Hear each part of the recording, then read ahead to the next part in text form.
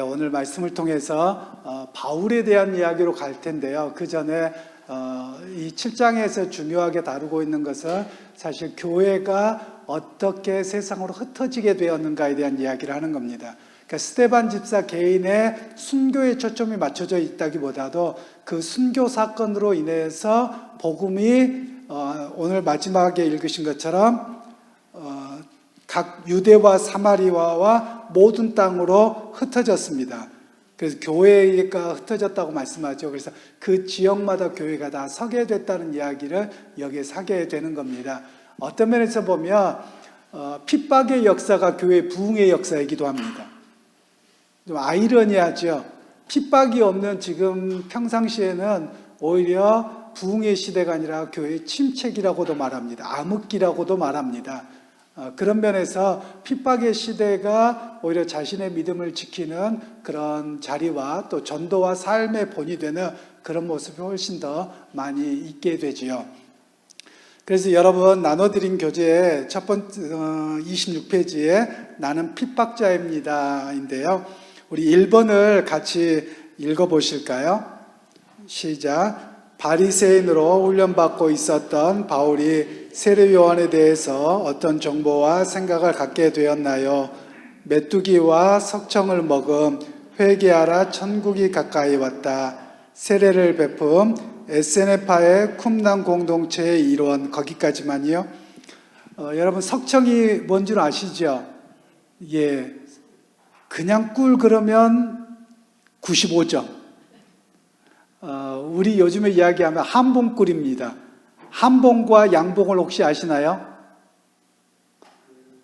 네, 장로님 벌을 키워보셨네요. 저희 집에서 벌을 좀 키워봐서 제가 아는데요. 양봉은 나무 상자에 대해서 이렇게 꿀 따라서 요즘 같으면은 아카시아 꽃이 많이 피잖아요. 그럼 그때 이런 걸 양봉이라고 하고요. 한봉이라고 하는 것은 산 같은 데 보면 이렇게 나무 판자로 해서 이렇게 키 높이로 돼 있어요. 그럼 얘네들이 1년에 한 번 따는 겁니다. 그래서 꿀이 섞여요. 잡꿀이 돼요, 사실은. 그걸 한봉이라고 말합니다. 그런데 사실은 한봉도 아니고요. 석청은 그냥 산속에나 어디 길가에나 뭐 이렇게 보면 그 매달려 있는 꿀, 이런 것들을 석청이라고 말합니다. 그러니까 조금 더 사람의 손이 타지 않는 그런 꿀을 석청이라고 말을 합니다. 세례 요한은 그걸 먹고 자랐는데 생활을 했는데 그가 전했던 메시지가 중요합니다. 회개하라 천국이 가까이 왔느니라. 그럼 예수님은 오셔서 뭐라고 말씀하셨을까요? 천국이 너희 안에 있느니라. 천국이 이미 왔다라고 말씀하세요. 그럼 세례 요한이 말하는 천국이 가까이 왔다라고 말씀하는데 그 천국이 결국은 가장 핵심이 누구냐면 예수님이세요. 그러니까 예수님이 와 계셔서 그 자리에 계시면 천국이고, 예수님이 계시지 않는 자는 자리에 안 계시는 자리는 천국이 아니라는 겁니다. 그러니까 우리가 천국에 대한 이미지를 조금 바꾸셔야 된다고 전에 한번 말씀을 드렸어요. 즉 죽어서만 가는 천당 개념으로만 하면 100점짜리가 아닙니다. 성경에서는 그 이야기를 아주 조금 하고 있고요. 성경이 대부분은 예수님께서 주인 되시고 왕 되시고 다스림의 자리에 있는 자리가 천국이라고 말하는 겁니다. 이런 면에서 오늘날 교회마다 새로운 운동이 세계적으로 좀 일어납니다. 저는 잘 사용하지는 않습니다만 우리 청년들은 좀 많이 들었을까요? 성령의 기름 부으심, 이런 표현 들어보셨나요? 네, 안 들어보신 분도 계실 것 같아요. 이제 이런 성령의 기름 부으심이라는 표현이 많이 나온 것은 사실은 그 선교단체들 중심하고요. 그리고 미국 쪽에서부터 시작되어진 그 열린 예배와 이런 그 은사들과 이런 것들이 열린 곳에서 성령의 기름 부으심이라는 표현이 많이 등장을 합니다. 그런데 어떤 의미에서 사용을 하냐면 구약 성경에 기원을 둡니다. 구약 성경에 아론과 다른 사람들, 또 선지자와 제사장과 왕을 세울 때 올리브 기름을 머리에서부터 붓습니다. 그럼 머리에서부터 발끝까지 흘러내게 되거든요. 그럼 이것이 의미하는 바가 뭐냐면 성령의 충만함에 대한 사인이고요. 또 하나님 앞에서 왕으로 등극하는, 또는 선지자나 제사장으로 등극하는 그런 어떤 예식입니다. 여기에서부터 나와서 성령의 기름 부으심이라는 말은 바로 성령께서 그를 붙들고 계시고 성령이 함께 계신다, 이런 의미로 성령의 기름 부으심이란 말을 쓰고 있고요. 근데 요즘에는 조금 더 나가더라고요. 찬양이 아주 강력하고 막 은혜가 되잖아요. 그럼 이제 성령의 기름 부으심이 많았다, 이렇게 표현을 쓰더라고요. 은혜 받았다 이렇게 써도 되는데 용어는 자꾸 바뀌는 거니까 어떤 용어를 써도 상관은 없습니다만, 그런 이야기를 들으면 은혜를 많이 받았고 성령께서 이끌려가는 대로 순종했구나, 이렇게 이해하시면 좋겠습니다. 물론 비판하려면 비판도 할 수 있겠지만 굳이 비판하기보다도 좋은 면은 우리가 잘 이해하고 넘어가는 것이 좋을 것 같습니다. 그리고 나서 이제 세례를 베풀었는데 사도 요한의 입었던 옷, 그리고 그가 생활했던 생활 방식에 대한 학자들의 연구가 있었는데요. 지금도 이스라엘에 가시면 이스라엘의 사해바다 근처 가면 쿰란 공동체라고 하는 공동체가 있습니다. 물론 그 사람들은 결혼을 금했고 공동 식사를 합니다. 그렇기 때문에 그들의 인생이 이제 끝나는데요. 거기에 당시에 가장 큰 일파가 바리새파가 있고요. 그리고 헤롯 당파가 있고요. 그리고 사두개파가 있고 제일 큰 파는 에세네파라고 하는 파입니다. 근데 우리 성경에는 에세네파 이야기가 안 나와요. 이 에세네파는 사해바다에 있는 쿰란 공동체를 이루고 있었는데요. 이 사람들이 했던 일들이 뭐냐면 바로 종교적인 열심을 갖고, 그리고 하나님의 뜻을 구하고 거룩한 나라를 사모한다라는 사람들입니다. 그래서 이 에세네파라는 이름 자체가 예배자들, 이런 의미를 가지고 있어요. 그러면서 그들이 강조했던 것은 뭐냐면 하나님 앞에 나아시는 것 같이 자신들을 거룩하게 해야 되고 세상과 합하여서 죄의 오염 속에 살아서는 안 된다라고 해서 자기들만의 공동체로 들어가서 생활하게 됩니다. 바로 세례 요한이 그곳에서 훈련받고 생활했던 것으로 학자들은 이야기를 하고 있습니다.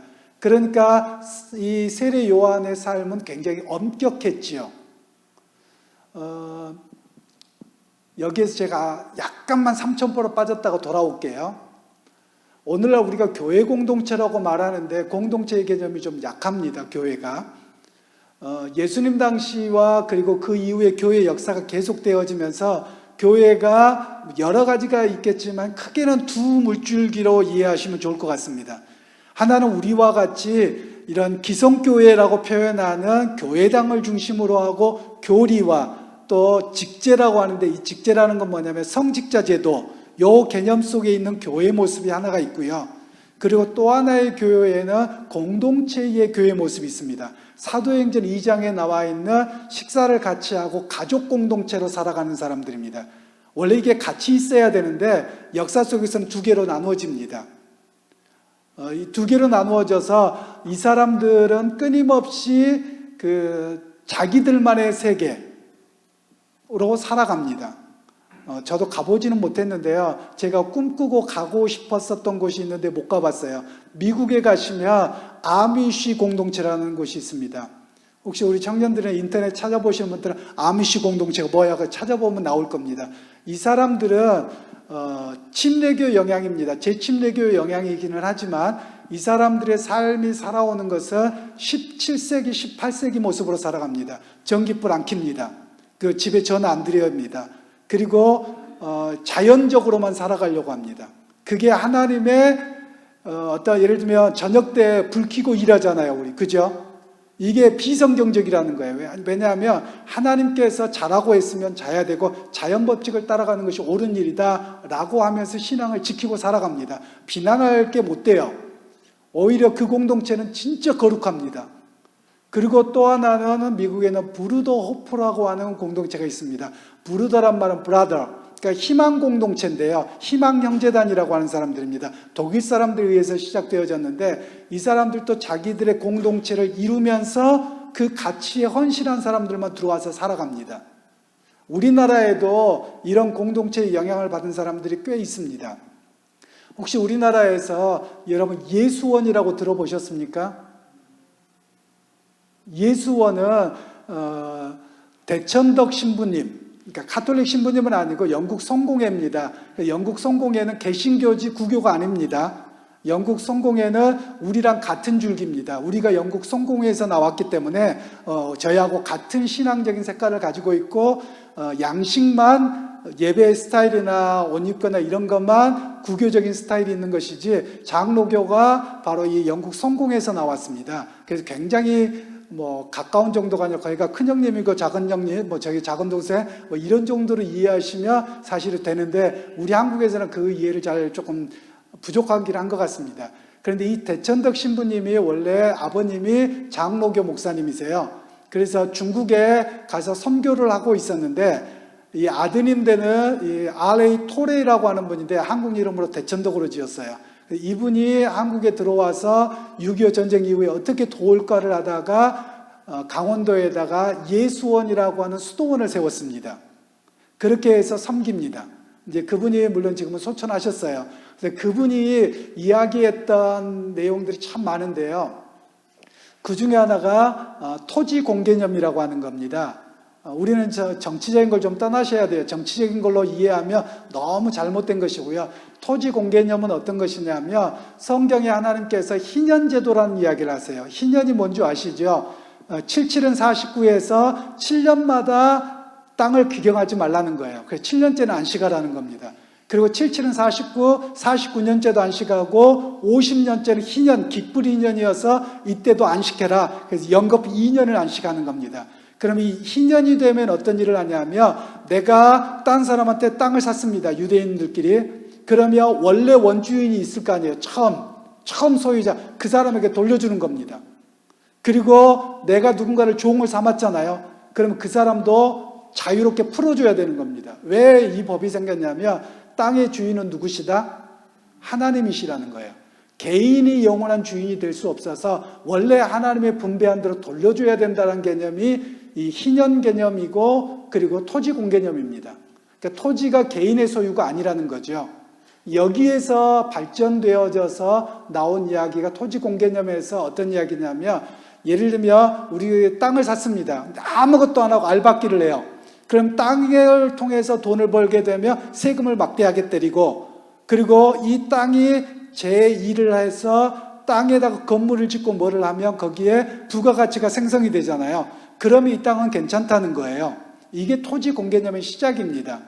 그러니까 지금도 유대인들은 좀 이런 개념이 있어서요. 제가 브라질에 있을 때 제가 섬기던 교회 바로 교회당 옆에가 주차장인데 저희 교회가 쓰고 있었어요. 거기를 이제 렌트해갖고 월세로 쓰고 있는데요. 유대인들 땅입니다. 근데 땅을 좀 살려고 더 크게 교회당을 지으려고 하는데 죽어도 땅을 살 수가 없어요. 왜냐하면 이 사람들은 땅을 절대 팔지 않아요. 그러니까 이 사람들이 죽거나 그러잖아요. 그러면 법을 어떻게 하냐면 아들의, 손자의, 조카의 공동 명의로 해놔버리니까요. 나중에 땅을 살려고 봤더니 땅 주인이 너무 많은 거예요. 근데 그 땅 주인이 브라질에만 살면 좋은데 이스라엘로 돌아가서 이스라엘 사는 거예요. 그리고 또 어디가 사는 거예요. 이 모든 사람들한테 사인을 받아서 사야 되는데 사인을 받을 수가 있어요, 없어요? 없는 거예요. 그래서 땅을 사지 못하고 제가 섬기는 동안 땅 사기로 돈만 모아놓고 있다가 결국 못 사고 그냥 계속 월세만 내고 그렇게 저 주차장을 사용했던 경험이 있습니다. 지금도 유대인들의 땅을 사는 건 굉장히 어렵습니다. 또 유대인 중에서 브라질에 굉장히 부자였던 사람이 있습니다. 그런데 그분은 어떻게 하냐면 자식이 하나도 없어요. 그러니까 어떻게 이분이 작성을 해놨냐면 조카들의 팔촌에 막 이런 사람들의 공동명의로 해놨어요. 그러니까 땅은 아무도 못 팔아요. 그런데 뭐만 하냐? 월세가 나오면 그건 다 뿜빠해가지고 다 나눠주는 건 합니다. 그래서 유대인 땅 사는 건 이건 진짜 하늘의 별 따기만큼 어렵다 이러는데 왜 그런 게 생겼냐면 바로 이 사람들에게는 토지 공개념, 희년의 개념에서 왔기 때문에 그런 개념들이 생긴 겁니다. 그래서 제가 그걸 좀 교인들에게 설명을 했더니 목사님 그래서 유대인들 땅 사기가 이렇게 힘든 거군요. 그리고 좀 이해는 하시더라고요. 그러니까 좀 이제 그런 개념이 있습니다. 제가 그래서 토지 공개념을 잠깐 말씀을 드렸고요. 그리고 이 에세네파 사람들로 다시 돌아가 보면 이 사람들은 자신의 삶을 굉장히 공동체 사람들은 어떻게 하냐면 삶을 마치 여러분 어떻게 생각을 해야 될까요? 우리 한국 사람들을 같으면 불교에서 그 절에 들어가서 수도승들 있잖아요. 그냥 이렇게 파괴승들이나 아니면 이렇게 세상하고 가까워서 이렇게 사는 사람들 아니고요. 그렇게 삽니다. 예수원에 제가 기도하러 갔었던 적이 있는데요. 갔더니 딱 3찬 나옵니다. 밥을 3번 같이 먹는데 어떻게 하냐면 이렇게 그릇에다 놓고 뭐 나무라고 해서 반찬 3개 줘요. 그리고 밥 먹기 전에 성경을 읽습니다. 모두가 무릎 꿇고 성경을 읽어요. 그리고 성경 읽고 한마디씩 나누고 그리고 밥을 공동 식사를 합니다. 그러고 나서 또 헤어져서 일합니다. 그러니까 이런 사람들의 삶은요, 굉장히 단소하게 삽니다. 모든 삶을 다 스톱하고요. 그러다 보니까 공동 소유를 많이 합니다. 그러니까 이분들이 잘못된 건 아니에요. 그래서 거기를 가서 기업체에서도 예수원을 종종 갑니다. 왜냐하면 거기에서 그런 삶을 배워와요. 그리고 하나가 됨이 뭔지에 대해서도 배우고요. 그래서 거기를 종종 가기는 합니다. 또 혹시 여러분들 중에 내가 영성이 떨어져서 힘들다, 그럼 예수원 다녀오셔도 은혜가 많이 됩니다. 하는 건 별로 없어요. 프로그램으로 막 돌리는 게 없어요. 거기는 어떤 표어가 있냐면 노동은 기도다 라는 표어를 가지고 있습니다. 즉 노동하는 그 자체가 하나님 주신 소명이어서 거기에서 최선을 다하고서 하면서 기도한다는 거예요. 그것뿐만 아니라 또 모두가 노동 나가잖아요. 나는 오늘 노동 안 하고 기도만 할래. 그럼 그래라 그래요. 그래서 제가 한 4박 5일 정도 아주 오래전에 기도하고 또 이렇게 회복하고 그런 시간들이 있었는데요. 사실 우리 한국교회에도 이와 같은 공동체들이 더 많이 일어날 겁니다. 지금 현재 많이 생겼어요. 왜 그러냐면 우리가 예수 믿어도 여러분 어렵잖아요. 여러분 어떠세요? 세상에 살기 쉬우세요? 예수 믿기 때문에 세상 사람들하고 대화가 안 되잖아요. 우리나라는 비기독교 국가예요. 아주 심합니다. 그리고 세속주의가 굉장히 심한 나라예요. 그러다 보니까 우리 자신도 예수를 믿는데 세상에 살다 보니까 세속주의로 따라가 버리는 거예요. 그러니까 이것에 대해서 거부하고 우리는 공동체로 들어가 산다라고 해서 지금 충북 괴산 쪽에도 공동체가 생겼어요. 그래서 이 사람들이 성경대로만 살겠다, 그리고 매일 함께 공동으로 생활한다, 이런 사람들의 모임이 점점 늘어납니다. 굉장히 중요한 부분이고요. 또 어떤 사람들은 가서 도시 공동체도 생깁니다. 서울에 있는 교회에는 보니까 도시 공동체인데 우리 동네 같으면 도마동 근처에 각자 살아요. 그래서 제가 이제 한번 거기 목사님한테 물어봤어요. 거기 살려면 어떻게 해야 돼요? 그랬더니 거기에 처음에 좀 어느 정도 시간을 준답니다. 잘 적응할 수 있는지 없는지, 마음에 안 들면 언제든지 나갈 수 있도록. 그리고 이제 거기에 들어가기로 최종 이제 다 끝나면 자기도 사인해야 되는 거예요. 여기에 규칙을 따르겠다고. 그래서 그럼 어떻게 사는데 물어봤더니 한 건물에 사는 게 아니라 좀 떨어져 살아요. 그래서 그럼 돈 얼마 필요한데? 그래서 한 7, 8년 전에 물어봤나? 5, 6년 전에 물어봤던 것 같아요. 60만 원이면 산대요. 그래서 야, 무슨 소리야? 요즘에 서울 60만 원 갖고 어떻게 살아? 이랬죠. 그때 하는 이야기가, 신 목사님 생각해 보세요. 세탁기 매일 써요? 여러분 어떠세요? 매 시간마다 쓰세요? 아니죠. 차는 어떠세요? 자가용 운전하고 사시는 분 아니면 꼭 필요할 때만 쓰시잖아요. 세탁기도 그렇고 뭐 여러 가지 가전제품이 다 그렇더라고요. 그러니까 그런 것들을 전부 다 시간표를 만들어 놓고 자기 필요에 따라서 쓰는 겁니다. 그러니까 이런 것에 돈 들어갈 일이 없다는 거예요. 그래서 적게 벌어도 전혀 문제가 안 되더라는 거예요. 그런데 우리는 나 혼자 살아도 다 갖춰야 되잖아요. 그러니까 돈이 많이 든 거다.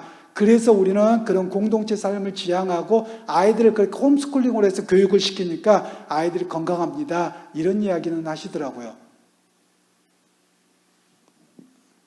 한번 우리도 해볼까요? 쉽지 않아요. 그렇게 살아가려면요, 굉장히 많은 노력이 있어야 됩니다.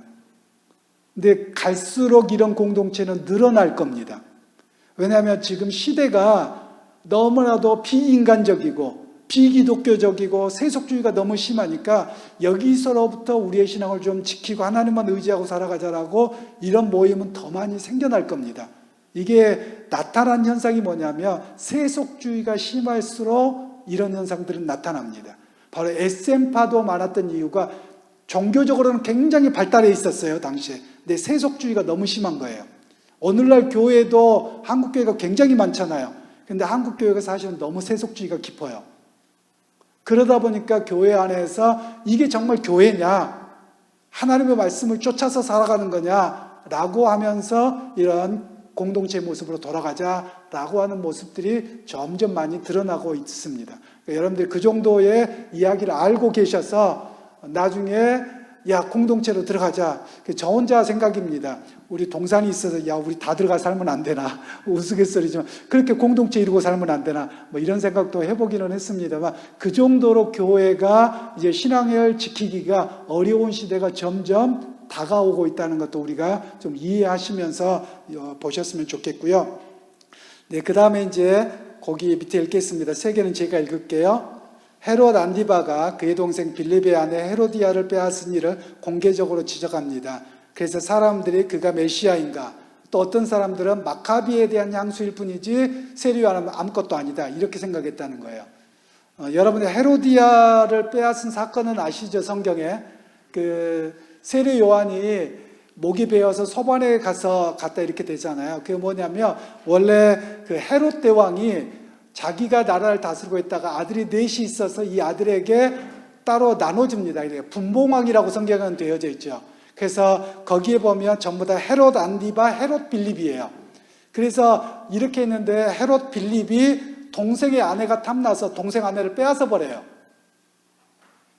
우리로 보면 참 말도 안 되는 소리죠. 그런데 그렇게 한 거예요. 근데 이 사람이 워낙 포악하니까 어느 누구도 말을 못하는 겁니다. 근데 세례 요한은 그 서슬퍼런 그 빌립의 앞에서 사람들 앞에서 죄라고 지적을 하는 겁니다. 결국 그것 때문에 죽음을 당하게 되기는 하지요. 그런 면에서 보면 사실은 교회가 이런 깨어있음도 필요합니다. 한국 교회가 많은 부분에 있어서 잘 지적을 못했어요. 그러니까 교회가 살아있다라는 것의 근거가 뭐냐면 저번에 여러분 우리 한번 찬양할 때 언제 한번 하긴 할 텐데요. 선한 능력으로 여러분 찬양 한번 하셨었죠. 그 선한 능력으로 보면 본웨퍼라고 하는 목사님이 모든 독일 교회가 히틀러가 옳다고 그 일을 위해서 간다고 다 교회가 그렇게 갈 때 이 본웨퍼 목사님은 노 아닙니다. 그러면서 지적하고 목숨 걸고 싸워낸 거예요. 참 쉽지 않죠. 왜냐하면 예를 들면 우리 교단이 전체가 이게 옳다고 간다고 해봐요. 근데 아무리 봐도 성경적으로 아니에요. 그냥 조용히 있으면 우리 교회 아무렇지도 않아요. 저도 저 정치하는 사람들 뿐이야. 그냥 몰라. 이렇게 내가 우리 교회만 하면 아무 문제 없어요. 그런데 거기다 대고 회개하라 당신들 왜 하나님의 법을 따르지 않느냐고 지적해 보세요. 그러면 종교적인 이 집단이 종교단체가요 하나로 똘똘 뭉치면 제일 무섭습니다. 그렇게 하면 교회, 목회자, 성도들 정죄하는 마녀사냥이 어마어마합니다. 그런 일들을 세례 요한과 주님께서 또 초대교회 교인들은 목숨을 내놓고 그렇게 지켰다는 거예요. 오늘 교회에도 사실은 그렇게 회복되어져 가야 될 모습들입니다. 네, 그 다음에 2번을 같이 읽겠습니다. 시작. 바울이 예수에 대해 들은 이야기, 세례 요한의 증거를 들은 사람, 하나님 나라는 너희 안에 있다. 병자 치유, 축귀, 오병이어의 기적 등 그의 결론, 갈릴리 변방에서 생긴 일, 그의 확고한 결정, 율법을 따라 사는 일이 참 희망이다. 무슨 말씀이냐면요. 바울이 생각하는 거예요. 바울이 생각하기를 바울은 이미 예수님이 십자가에 죽으실 때 그때 바리새인으로 그가 예루살렘에서 교육받고 있던 시절이에요. 그러니까 다 들었어요. 그런데 율법주의로 사는 게 최우선이기 때문에 아무리 세상 사람들이 요동해도 자기들끼리 몇 사람 그러다 말겠지. 갈릴리 촌놈들이나 하는 거지. 이렇게 생각하고 있었던 거예요. 그러고 나서 그가 얻은 결정이 뭐냐면 율법이 희망이지 결국 예수 죽었다. 이렇게 생각한다라는 말씀이에요. 예를 들면 우리 교회를 통해서 놀라운 하나님의 역사가 있다고 봐봐요. 그럼 서울에서 생각하면 뭐라고 하겠습니까? 저 대전 총구석 도마동에서 일어난 일 이러고 말 거라는 거죠. 근데 하나님은 그때 쓰세요. 그러니까 하나님은 교회가 크다고 재정이 많다고 똑똑한 사람들이 많다고 서울에 있다고 쓰시는 게 아니에요. 하나님은 영적으로 깨어있는 단 한 사람을 사용하세요. 그래서 저와 여러분들이 해야 될 일은 말씀을 통해서 깨어 있으셔야 돼요. 그러면 하나님의 역사는 그 사람을 통해서 지켜집니다. 자, 그리고 3번 읽겠습니다. 시간이 지나고서 난 이후에 예수에 대한 이야기, 죽은 지 사흘 만에 살아났다. 40일간 수많은 사람들이 만났다. 그의 축처 막달라 마리아와 추종자들이 꾸며낸 이야기, 예루살렘의 분위기가 달라짐, 5,000명이 베드로와 요한의 설교를 듣고 회심, 그의 불만, 사내들인 공회와 당국자들은 무엇을 하는가? 그러니까 바울이 보기에 그렇다는 거예요. 바울은 예수님 부활하셨다고 하는데 바리새인들은 뭐라고 생각하냐면 예수님의 제자들과 추종자들이 예수님 시신 가져다가 숨겨놓고 부활했다고 거짓말한다. 바울도 그렇게 동의하는 겁니다. 그리고 나서 뭐냐면 저 잔당들 빨리 안 처리하고 뭐하냐, 이제 이런 불만이 생겼다는 거죠. 그래서 그 불만 때문에 결국은 스데반 집사를 죽이는데 자기도 동조하고, 그리고 자기가 다메섹으로 가서, 지금의 다마스커스입니다. 다마스커스로 가서 예수 믿는 사람들을 잡아다가 죽여야 된다, 족쳐야 된다, 이런 생각을 가지게 된 이유가 바로 여기에 있었다라는 것을 이렇게 제가 설명을 해놓은 것이고요. 그리고 이제 네 번째, 유대인의 명절의 오순절에 일어난 일에 대하여 두 개 읽으실까요? 마가의 다락방에서 제자 50여 명이 성령을 받은, 다른 나라 말로 예수의 부활을 증거함. 여러분, 네, 거기는 지도고요. 제가 지도 설명을 좀 할 건데, 성경 사도행전 2장 4절로 11절 말씀을 잠깐 찾으셔서 같이 읽으셨으면 좋겠는데요. 사도행전 2장 4절로 11절입니다.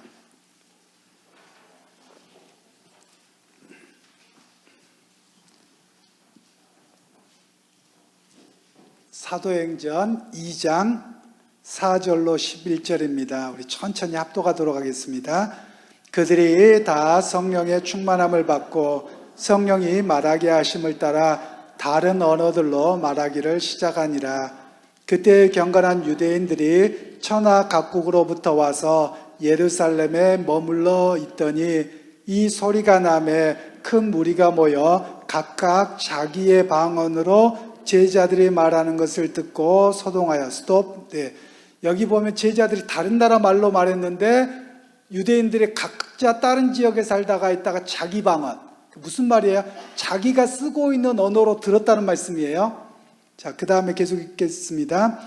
다 놀라 신기하게 여겨 이르되 보라, 이 말하는 사람들이 다 갈릴리 사람이 아니냐? 우리가 우리 각 사람이 난 곳 방언으로 듣게 되는 것이 어찌 됨이냐? 우리는 바데인과 메데인과 엘람인과 또 메소포타미아, 유대와 갑바도기아, 본도와 아시아, 부르기아와 밤빌리아, 애국가 및 구레네에 가까운 리비아, 여러 지방에 사는 사람들과 로마로부터 온 나그네, 곧 유대인과 유대교에 들어온 사람들과 그레데인과 아라비아인들이라. 우리가 다 우리의 각 언어로 하나님의 큰 일을 말함을 듣는도다 하고. 아멘. 위에 있는 지도는요, 당시에 유대인들이 흩어져 살았던 지역입니다. 첫 번째 지도는, 그래서 유대인들을 가리켜서 뭐라고 하면 디아스포라라고 합니다. 디아스포라는 말은 흩어져 있는 사람들이란 뜻이에요. 그래서 이들이 역사에 워낙 어려움을 겪으면서 이들이 흩어져 살게 되었습니다.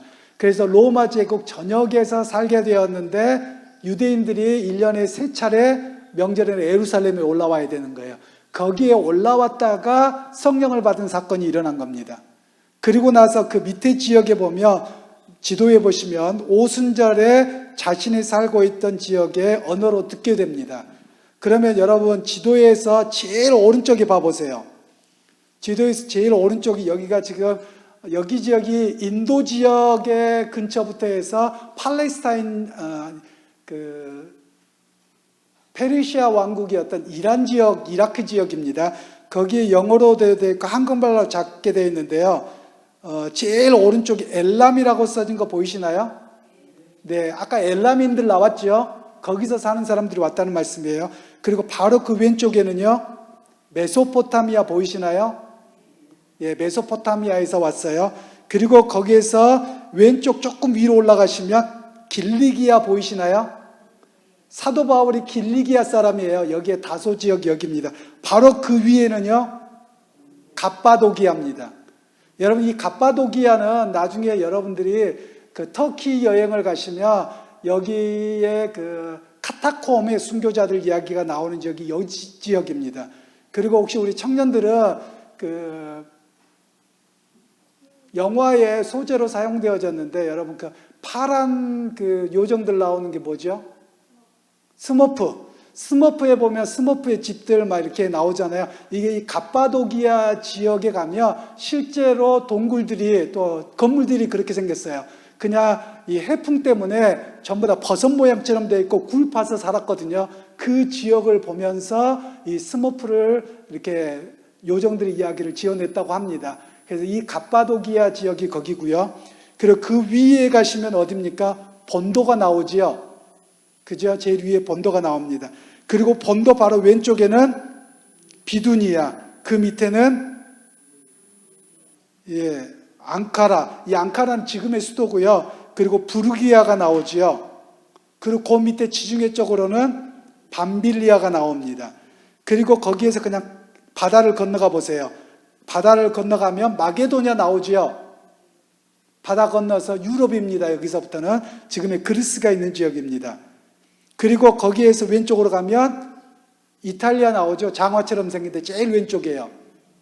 그리고 그 밑에 바다 한가운데 있는 섬이 있죠. 그 마케도니아 밑에 그레데라고 하는 섬이 있죠. 그레데도 나오죠. 거기서 오른쪽으로 가면 또 섬 하나 있죠. 구브로. 이 구브로가 어디냐면요. 여러분 요즘에는 사이프러스라고 하죠. 사이프러스가 구브로입니다. 그리고 이제 그 밑으로 내려오면 이제 유대 땅이 나오죠. 유대 땅 밑에 아프리카 데리고 가면 이집트가 나오죠. 이집트에서 왼쪽으로 가면 뭐가 나오나요? 구레나이카 그런데 구레네 그러면 여러분 사람 이름 하나 생각납니까? 예수님 십자가에 못 박혀 돌아가실 때 구레네 시몬이 여기 사람이에요. 여기 사람이 이 유대 땅까지 와서 예수님 대신 십자가를 진 겁니다. 그러니까 오순절에 성령 받은 사람들이 여기에 지중해를 중심으로 한 세계 모든 곳에 언어를 말하게 됐어요. 그래서 그 복음의 소식을 듣게 됐다는 겁니다. 여러분 너무 놀라운 일 아니세요? 하나님은 그런 역사를 하세요. 그래서 옛날에 선교사님 중에 제가 정확한 이름인지는 모르겠습니다만 허드스 테일러로 기억하고 있는데 이분이 그 중국으로 선교를 가면서 이 본문을 보면서 하나님 내가 중국 땅에 떨어지는 그 순간 내 입에서 중국말이 나오게 주시옵소서 이러고 기도했대잖아요. 됐을까요? 안 됐을까요? 안 됐어요. 참 됐으면 좋겠는데. 저도 브라질 땅에 가서 브라질 땅에 도착하는 순간 포르투갈어가 터지게 하여 주옵소서 했을까요? 안 했을까요? 안 했어요.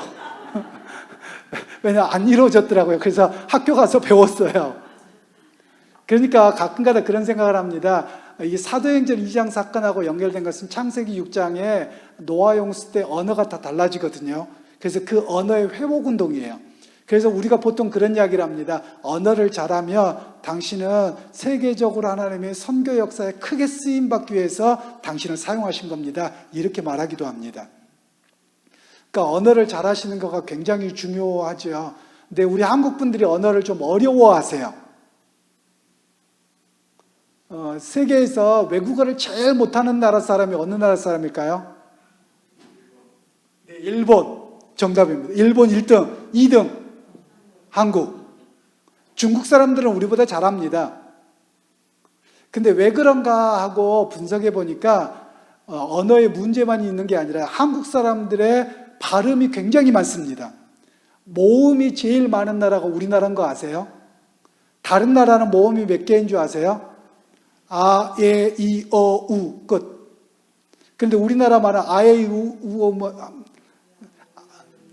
아, 야도 있잖아요. 아도 있고, 야도 있고요. 어도 있잖아요. 근데 딴 나라 어가 없어요. 아, 예, 이, 우, 끝이에요. 물론 독일어에서는 위가 있어요. 우리말도 있잖아요. 우리나라 왜 그래?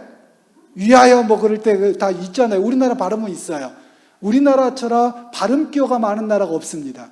그리고 우리나라에 의 발음도 있잖아요. 또 의 발음도 있잖아요. 이런 발음이 있는 나라가 없습니다. 발음 기호가 제일 많은 나라예요. 그러면 우리나라 말로 외국 발음하기가 쉽다, 어렵다?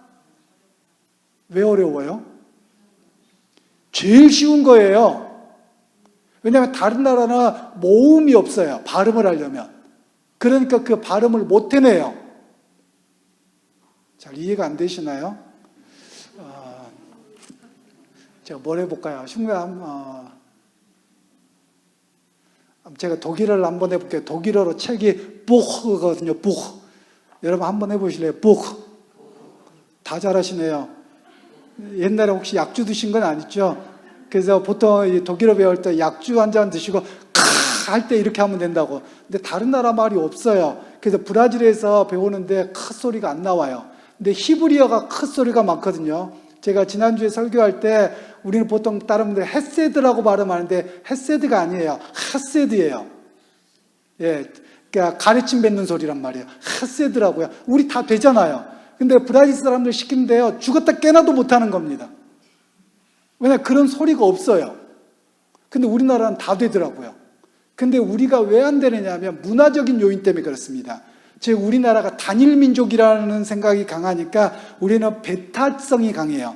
일본 문화도 배타성이 강합니다. 배타성이 강하면 열린 사고가 되겠습니까? 닫힌 사고가 되겠습니까? 닫힌 사고가 되는 거예요. 그래서 외국어 배우고 외국 문화를 배우기가 어려운 겁니다. 이것만 깨뜨리면 훨씬 더 쉬운 거예요. 왜냐하면 우리나라 발음이 다 돼요. 그러니까 여러분들이 예를 들면 이제 식사하러 가실 때 그렇습니다. 외국 나가셔서 여러분 김치 안 먹으면 못 견디시는 분, 된장 안 먹으면 못 견디시는 분, 저도 그럴 줄 알았거든요. 근데 나가서 먹을 수가 없으니까 살게 되더라고요. 그러니까 그것도 선입관인 겁니다. 저도 외국 나가서 먹는데 치즈를 그렇게 맛있게 먹을 줄 몰랐어요. 치즈 냄새가 여러분 나중에 이제 저랑 한번 가보세요. 브라질 공항에 내리는 순간 어디서 그 화장실 냄새가 쿡한 게 납니다. 공항에서. 이게 도대체 뭔 냄새냐고 이러고 갔거든요. 그랬더니 이제 좀 치즈를 드시는 저를 가르치셨던 교수님이 신 목사님 여기 진짜 치즈 맛있는 나라다 이 나라. 너무 맛있겠다 이러는 거예요. 아니 교수님 우리나라 치즈는 거의 냄새 안 납니다. 제가 우리나라 치즈를 먹어보니까 거의 냄새가 안 나요. 근데 치즈 냄새가요 화장실 냄새 비슷하게 쿡쿡하게 납니다. 그래야지 맛있는 거더라고요. 먹어보니까. 그것도 먹다 보니까 맛있더라고요. 진짜로요. 여러분 외국 사람도 우리나라 와서 김치 사족을 못 씁니다. 처음에는 근데 못 먹어요. 인이 베끼는 겁니다. 그러니까 사람들이 음식도 먹다 보면 익숙해져요. 그런데 스스로 보는 순간 이래서 못 먹는 겁니다. 그러니까 그걸 깨뜨리면 뭐든지 다 먹고 아무렇지도 않는 거예요. 안 믿어지시는 것 같은데요.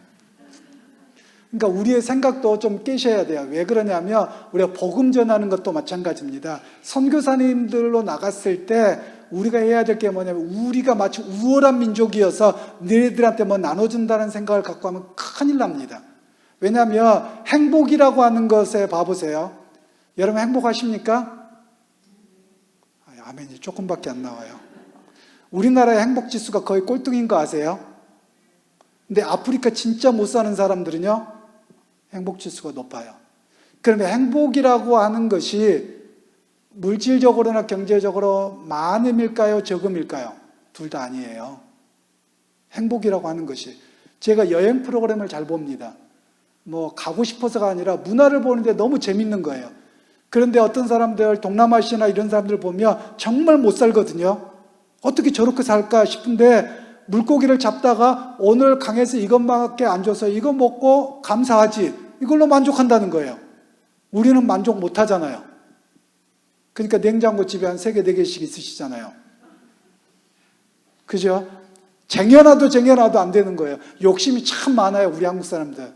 한번 옆에 봐보세요. 욕심 얼마나 많으신가. 냉장고 몇 개나 있는지 한번 물어보세요. 그러니까 우리의 삶의 환경이 어려운 나라라서 그래요.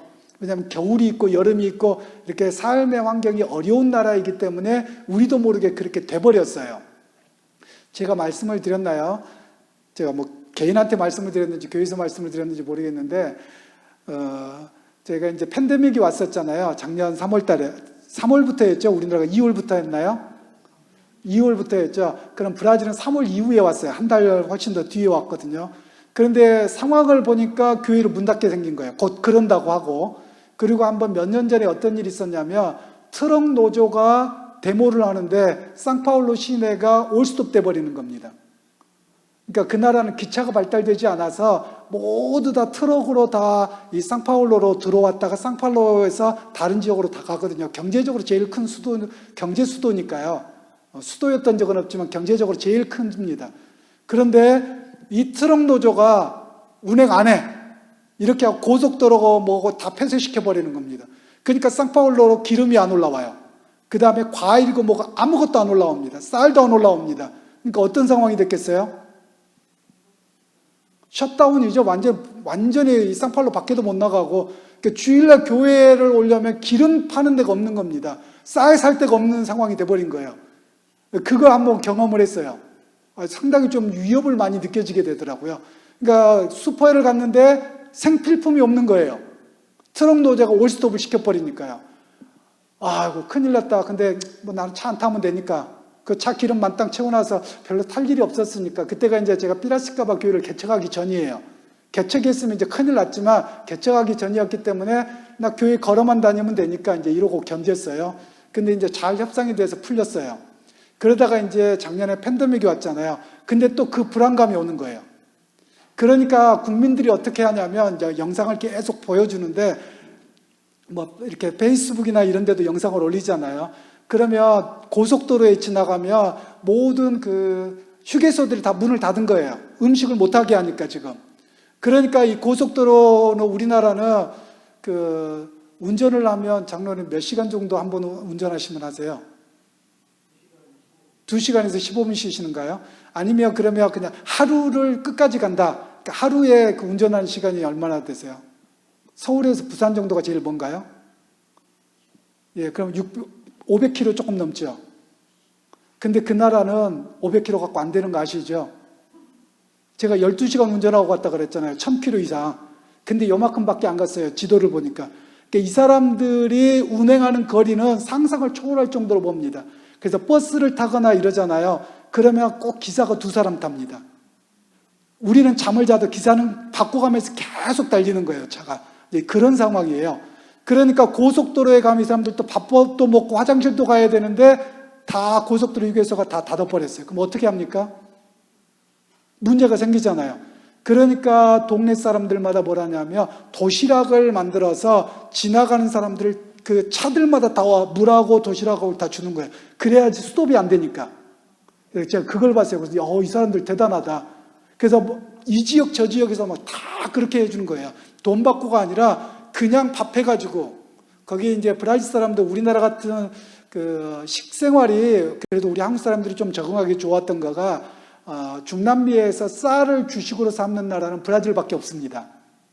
그러니까 우리 같은 밥은 아니지만 그래도 쌀을 먹고 고기를 먹죠. 그런데 다른 나라는 주로 빵하고 스파게티가 주식입니다. 근데 브라질만 쌀이에요.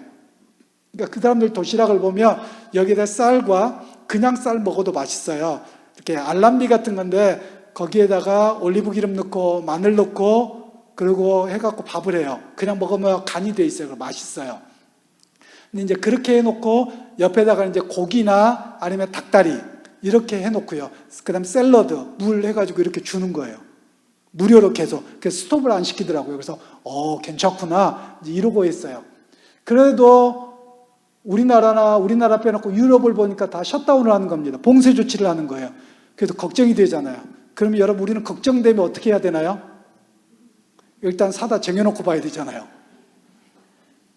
그래서 이제 안 되겠다 싶어서 사모한테 여보 교회까지 문 닫으리라고는 생각을 못했어요. 그러니까 교회에도 식사를 해야 되고 그러니까 교회에 커다란 냉장고 있고 냉동고 있으니까 그거 좀 사다 놔. 이렇게 해서 교회를 하고 저희하고 해서 고깃집에 가서 몇 달치를 사놨습니다. 견디려고. 근데 고깃집이 끝까지 문을 안 닫더라고요. 고깃집이 끝까지 문을 안 닫아요. 그러니까 저희가 결국 교회도 문을 못 열었으니까 저희 4식구가 뭐 해야 돼요? 고기만 먹어야 되는 상황이 된 거예요. 그것도 여러분 뭘 먹어야 돼요? 얼린 거 먹어야 돼요. 그걸 안 했으면 그냥 고깃점 정육점 가서 사다 먹으면 신선한 걸 먹을 건데 얼려놓은 걸 먹으니까 신선도가 떨어지잖아요. 그래서 아이고 괜히 염려해가지고 이랬네. 이제 이러고 우스갯소리를 이제 우리끼리 하고 그랬는데요. 나중에는 좀 짜증나긴 하더라고요. 왜냐하면 고기만 먹어야 되니까. 뭐 그런 일들이 있었습니다. 제가 이제 이렇게 말씀드렸던 이유는 나라가 이렇게 로마 제국이라고 하지만 로마가 다 다스린 건 아니거든요. 거기에 다 왕들을 세워놓고 로마에게 세금만 바쳐라 이런 개념이에요. 그러니까 각자의 언어들은 다 씁니다. 예를 들면 제가 브라질 이야기로 할게요. 그냥 우리나라는 사투리여봤자 다 알아들어요. 저기 제주 나라 빼놓고요. 제주 나라라고 이야기하고 혹시 제주도 분 계세요? 안 계세요? 제가 군대에서 제주도 분 이야기하는데 우리랑 이야기할 때는 표준어 쓰세요. 근데 갑자기 집에 전화 오는데 한마디도 못 알아듣겠어요. 다른 나라 말이에요. 그 제주 탐나국이다. 맞아. 네, 이렇게 농담 삼아하고 그랬는데요. 우리나라는 경상도든 전라도든 또는 충청도든 단어만 좀 다르지 쓰는 습관. 그러니까 제가 여기 와서 못 알아들었던 말이 몇 개 있어요. 그 중에 저 날망에 가려고. 날망이 뭐? 우리 타 지역에다 계셨던 분들은 날망이라는 말 처음 못 알아들으셨을 것 같아요. 근데 지금은 알아들어요. 그런데 이제 그런 사투리들 몇 단어들이 좀 그렇지 일반 말들은 알아들어요. 제가 군생활을 포항에서 했는데 이렇게 하더 어머야 밥 먹었어? 밥 먹었어? 이러는 거예요. 근데 제가 들을 때는 어떻게 들려요? 반말하는 거 듣는 거예요. 어떻게 엄마한테 어머요 밥 먹나? 근데 그 사람들은 느낌이 다르대요. 억양이 달라서 절대 이게 반말한 게 아니랍니다. 그 정도로야지 알아는 들어요, 우리는. 그런데 다른 나라는 그렇지 않습니다. 처음에 브라질이 나라가 워낙 큽니다. 우리나라 남북한 합한 거의 49배예요. 상상이 안 되시죠?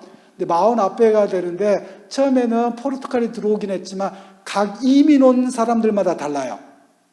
그러니까 저기 이과수 폭포 있는데 이쪽은 독일 사람들이 많이 들어와 있어요. 그래서 거기는 다 독일말 썼습니다. 그리고 리오데자네이로 쪽은 다 포르투갈 사람들이 들어와 있어요. 포르투갈어를 쓰고요. 상파울로는 이태리 사람들이 들어와 있습니다. 이태리말 쓰는 거예요. 그리고 리오데자네이로보다 더 위쪽에는 네덜란드 사람이 들어온 겁니다. 그러니까 네덜란드말 쓰고 살았던 거예요. 그래서 7개의 공식 언어가 있었답니다. 그러니까 나라가 끄떡하면 어떻게 되겠어요? 언어가 다르면 찢어지는 거예요. 그러니까 법으로 집 밖에서는 포르투갈 외에는 못 쓴다. 이렇게 결정을 해버린 거예요. 그러니까 밖에 나가서 하면 처음에는 아주 강력했겠죠. 그러니까 나라가 갈라지지 않고 한 나라로 남아 있었다고도 이야기를 합니다. 그러니까 나라가 언어를 하나를 쓴다는 게 그만큼 중요한 거예요. 그러니까 복음화가 왜 잘 이루어졌느냐? 로마 시대 때. 그리고 사도들이 왜 헬라어, 그리스어로 성경을 썼느냐? 다른 지역을 가도 언어는 잘 안 통하는데 공식 언어가 뭐예요? 그리스어예요. 그러니까 말이 되는 겁니다. 그래서 하나님께서는 이렇게 흩으셔서 로마를 통한 복음의 역사가 이루어졌다는 거예요. 그리고 우리나라도 왜 복음화가 잘 이루어진 줄 아세요? 우리나라가 세계적으로 별로 없는 역사를 갖고 있습니다. 그러니까 두 가지죠. 선교사님이 들어오기 전에 교회가 세워진 유일한 나라. 초대교회하고 비슷해요. 초대교회도 오늘 보면 이 사람들이 핍박 때문에 흩어지잖아요. 근데 그 자리에서 교회를 세우고 전도를 했어요. 그래서 교회가 세워졌어요. 그리고 선교사를 파송한 건 나중 일이에요. 근데 우리나라도 서학이라고 해서 가지고 들어옵니다. 여러분들 정약전, 정약용 아시죠? 이 사람들은 천주교 신자들이거든요. 서학을 공부하다가 배웁니다. 그리고 서경덕 이런 사람은 저쪽 압록강에서 성경책을 보다가 자기들이 예수 믿어요. 그리고 이제 처음에는 몰라가지고 어떻게 했냐면요. 세례를 베푼다 그러니까 내가 너 물 부어갖고 너 세례 줄게. 너도 나 물 부어 세례. 이제 처음에 이랬답니다. 근데 이제 나중에 선교사님 존 노스라고 하는 선교사님이 와서 한국의 공식적인 선교사가 아무도 없는데 압록강에서 세례를 베풀려고 했더니 3,000명을 세례를 베풀었대요. 누구도 선교사가 들어온 적이 있기는 있네요. 저기 그 구출라프라고 하는 선교사가 산둥방동 쪽에 선두교사였는데 거기 충청도의 저기 무슨 섬인데 그 섬에 와서 주기도문을 가르치고 잠깐 말씀을 전해주고 간 경우가 있어요. 네, 그거는 그래서 우리 선교사로 잘 안 넣기는 합니다만 실제로 선교사가 온 적이 없는데 존 로스 선교사는 자기가 압록강에서 세례를 베푸는데 3,000명이 있었다는 걸 보고 놀래버리는 겁니다. 왜냐하면 성경책만 그냥 가지고 공부하다가 예수를 믿은 거예요. 그리고 그걸 전해주다 보니까 예수 믿게 되는 사람들이어서 이게 목사를 통해서 세례를 받아야 된다 그래서 나와서 고백하느냐 믿느냐 그러는데 압록강에서 그래서 3,000명을 세례를 베풀었다는 거예요. 놀라운 역사입니다. 세계에 없는 유일한 역사예요. 그리고 또 하나의 역사를 지금 쓰고 있습니다. 교회가 100년 만에 무너짐의 속도가 제일 빠른 교회, 제일 빠른 나라. 다른 나라는 2000년 동안 서서히 갔는데 우리나라는 100년 만에 그냥 이렇게 몰락을 합니다. 그러니까 뭐든지 1등은 좋아해요. 이런 건 1등 안 해도 되는데요. 좀 안타까움이 좀 있습니다. 자, 그리고 이제 28페이지 이제 5번 읽어보실까요? 5번입니다. 바울이 헬라파 공동체에 갔다가 일어난 일, 스데반의 설교, 아브라함, 야곱과 요셉 이야기, 애굽에서의 생활과 모세의 출생, 출애굽과 시내산에서 율법을 받은 이야기, 다윗과 솔로몬의 이야기와 여전히 목이 곧은 백성들에 대한 질책, 바울의 마음을 불편하게 한 이야기, 너희도 너희 조상과 같이 항상 성령을 거스리는도다. 우려했던 사건 발생, 스데반을 미문 밖으로 끌고 나가서 돌로 쳐 죽임, 바울의 반응 마땅하다고 여기고 증인으로 참석함. 제가 실제로 이 스데반이 순교했다고 하는 그 미문 앞에 있는 교회당을 가봤어요. 거기는 정교회입니다. 그래서 미문 앞에 갔더니 그 예배당이 하나 있더라고요. 스데반 기념교회당. 그렇게 해서 거기까지 끌고 나와서, 왜냐하면 예루살렘 성 안에서 돌로 쳐 죽이면 안 돼요. 거룩한 도시니까. 그러니까 미문 바깥으로 끌고 가서 거기다 앉혀놓고 돌로 쳐 죽인 겁니다.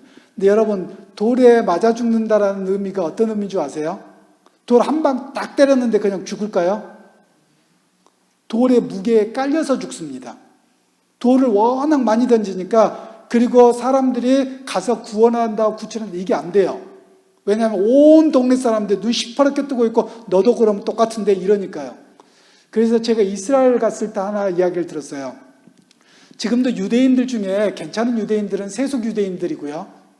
그리고 정통파, 보수파 이런 사람들은 위험합니다. 그래서 이런 지역에 안식일날 들어가면 돌 맞아 죽습니다. 지금도. 그런데 선교사님 중에 거기 이제 공부하고 계시는 목사님이 못 모르고 자전거를 타고 간 거예요. 그날 차 안 다닙니다. 도로에 차가 안 다녀요, 안식일에. 못 모르고 갔는데 하필이면 정통파 동네를 간 거예요. 돌을 던지고 이래서요. 큰일 날 뻔했답니다. 지금도 그래요. 브라질에서는 돌 던지고 못 봤어요. 거기서는 이제 그렇게 못하지만 이스라엘 땅에서는 그렇게 지금도 하고 있습니다. 그래서 이 바울은 그렇게 죽는 것이 마땅하다고 생각한 거예요. 왜냐하면 율법의 생각이 너무 강하면 그래요.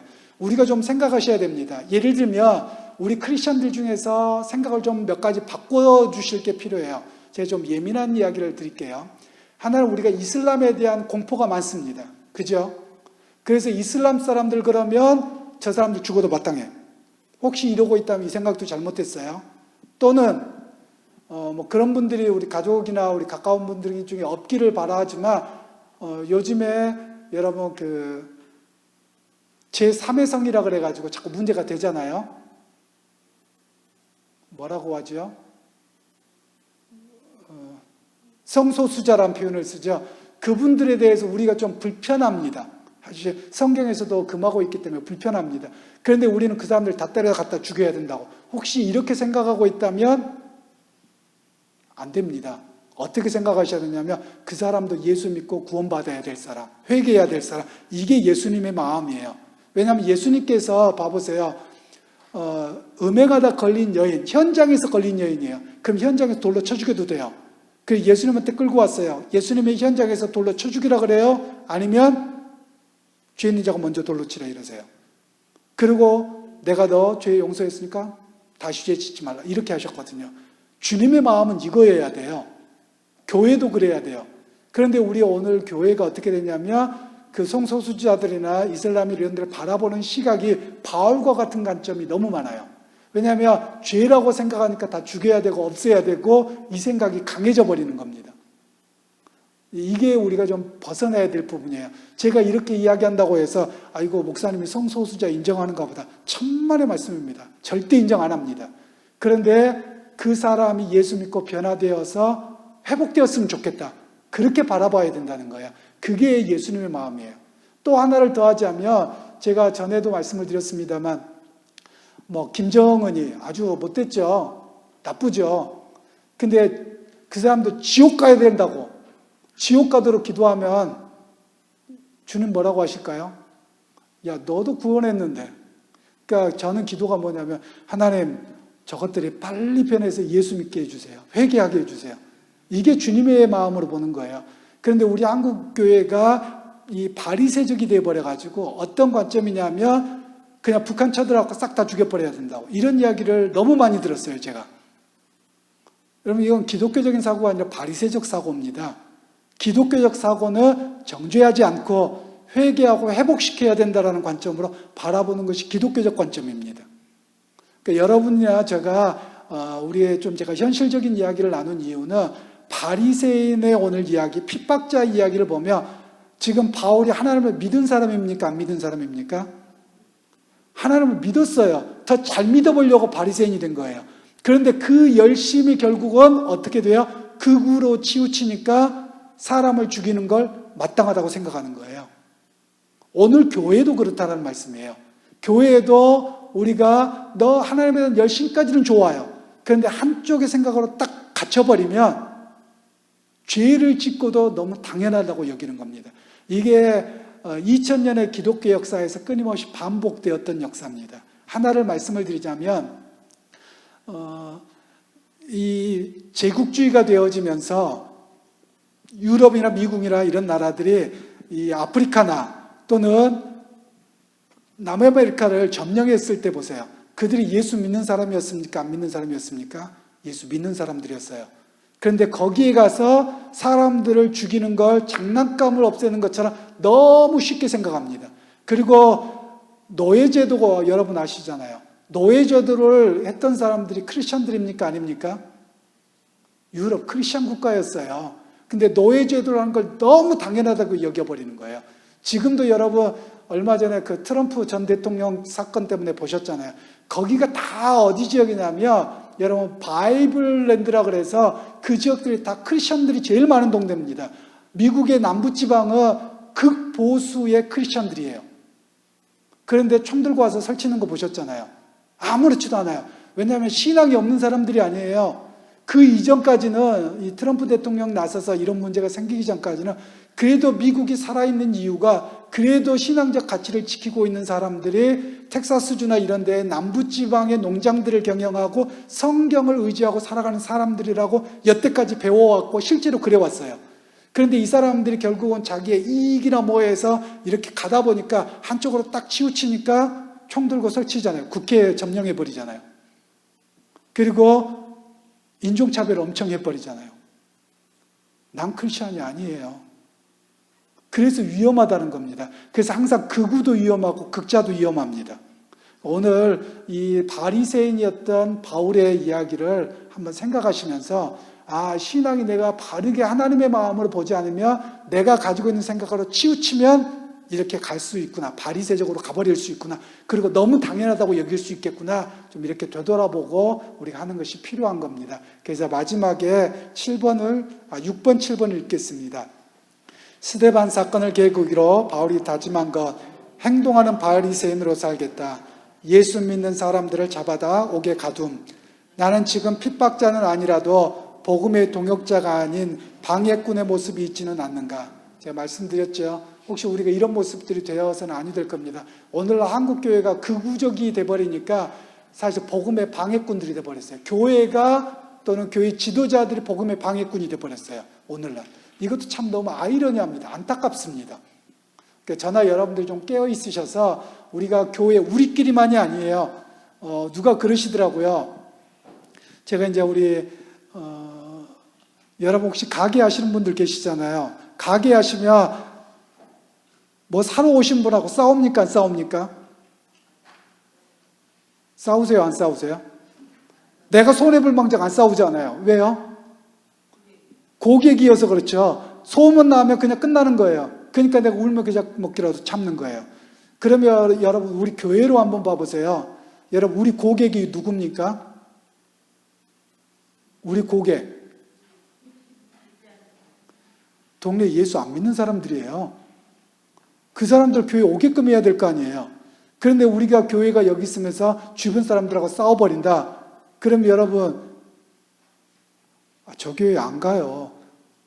복음 전도가 안 되는 거예요. 그러니까 나 개인에도 마찬가지입니다. 저 예수 믿는 사람이 싸놨고 싸우고 이러면요 복음을 다 방해꾼이 돼버리는 겁니다. 그래서 예수 믿으면 손해볼 일이 많아요. 옛날에는 그런 설교를 종종 했습니다. 콩나물값 제발 깎지 말고 그냥 다 주라고. 그런 이야기를 들어보셨죠? 콩나물값 500원이니 500원 아끼려다가 사람을 잃지 말고 그냥 500원 더 주고 아이고 저 사람은 교회 다니니까 우리한테 넉넉하게 하는구나. 좀 이렇게 하라는 거예요. 그래야지 예수 믿는 자리도 나오지 않겠습니까? 좀 우리가 이제 그런 열려있는 좀 복음 전도적인 마음으로 열려있는 교회가 되어야 합니다. 바로 바리새적인 삶이 되지 않으려면 그래야 된다는 것이지요.